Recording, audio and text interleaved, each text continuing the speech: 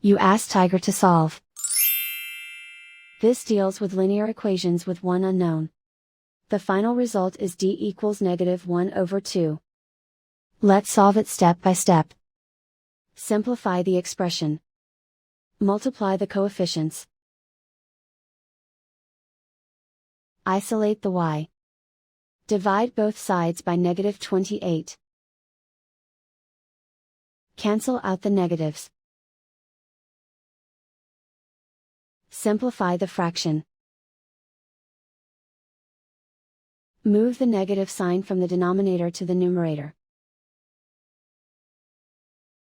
Find the greatest common factor of the numerator and denominator. Factor out and cancel the greatest common factor. And so the final result is d equals -1/2.